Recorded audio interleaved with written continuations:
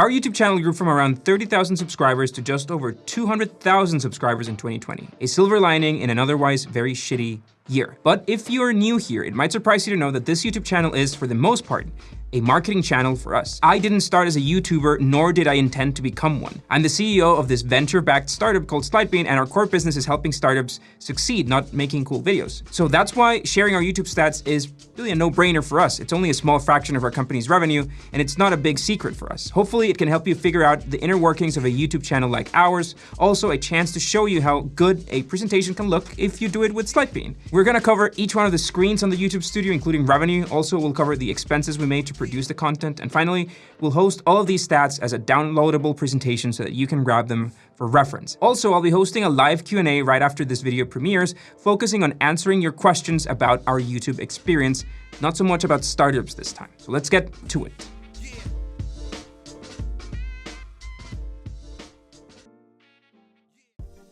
Okay, let's start with the basics. We had a total of 11 million views in 2020, the majority of them after a spike of traffic in June. That accounts for 1 million hours of watch time, which sounds like an irrelevant metric, but it's one of YouTube's most important KPIs. The failure of success of a YouTube video is closely related to watch time. We added 185,000 subscribers, the majority of them after that spike in June. Regularly, we add around 500 subscribers per day, which does not put us on a path to that 1 million subscribers mark, and we're working on it. We made $44,000 and some in revenue directly from YouTube ads, and this does not include income from different sponsors we closed in 2020. Those deals add up to much more. It also doesn't include sales from our beautiful, cool t-shirts and merch, which were $0 and made me seriously question my existence. Now, going to the reach screen on YouTube, we had 140 million plus impressions with an average click-through rate of 4%. Our best videos have a click-through rate of around 7% and the worst at around 3%. Our team has a salary goal for every thumbnail they can move from 3 up to 5%, so ideas around that are gonna be very welcome to them. As for traffic sources, the vast majority of views came from what YouTube calls browse features. This is a combination of the home screen, the subscription feed, and others. Next up after that is suggested videos at 17%, and in fourth place, YouTube search at 7.2%. In other words, 71% of our 11 million views this year came thanks to YouTube. Now, I get pitched all the time about alternative YouTube platforms, and my answer always is your platform going to bring me 7 million organic views per year?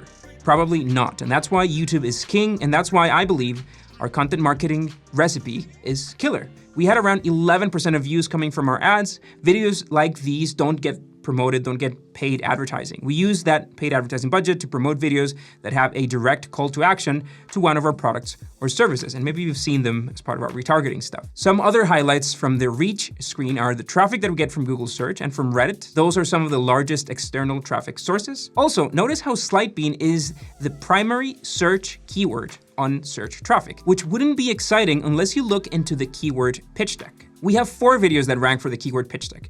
That means that on YouTube, more people are looking for the term Slidebean than for the term pitch deck, which is pretty crazy. Now, we didn't used to spend a lot of time in this engagement tab, but YouTube recently added some new features to understand which videos have audience drop-offs or high retention intros. And we study this to figure out how to start our videos and how to retain as many people as possible. Those first few seconds are critical. As expected here, Company Forensics stands out as the most successful series, and we've started color coding it for clarity. Yellow thumbnails are gonna be Company Forensics episodes, green thumbnails belong to our new 5-minute tech series, and pink and blue thumbnails are gonna represent our Startups 101 videos. Those are the videos that tell the story about our experience starting a business and raising capital. Now, this is the audience tab. The key takeaway here is the geographic location of our audience. While 28% of views came from the US, which makes it the largest country by a mile, there's a significant proportion of Southeast Asia traffic. That connects to the time at which we publish videos. Our mornings seem to be more compatible with most of the time zones that we serve, and that is why we schedule our premieres in the mornings. 25% of our views come from subscribers, while 75% come from non-subscribers.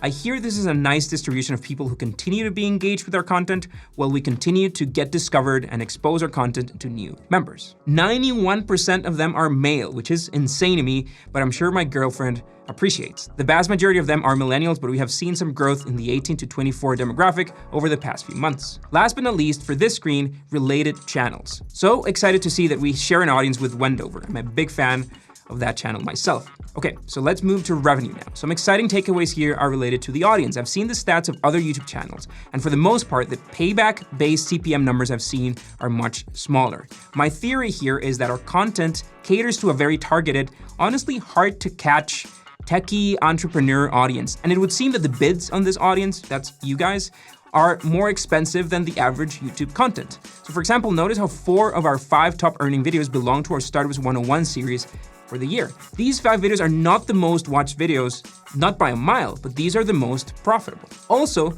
4 out of those 5 videos were published in 2019. So those views aren't the spike of views that we get after releasing new content. It's just the constant stream of views that we get now that we've established those videos as references in their topic. The last stat that I'll show from YouTube is our typical performance metric. Notice how we usually expect 20,000 views from a video 24 hours after it's been published.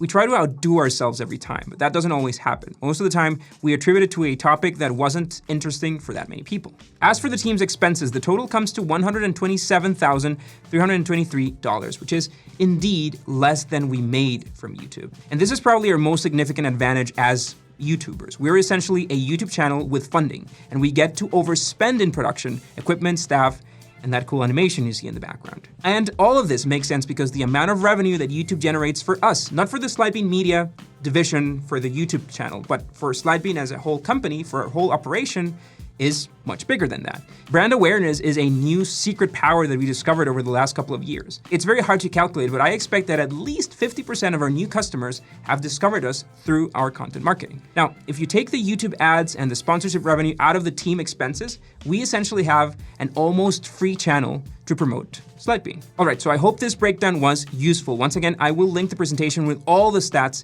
in the description, and it's gonna be free to download. Also, we're doing a live Q&A right now as we're wrapping up this premiere, so stay tuned for that, and we will see you next week.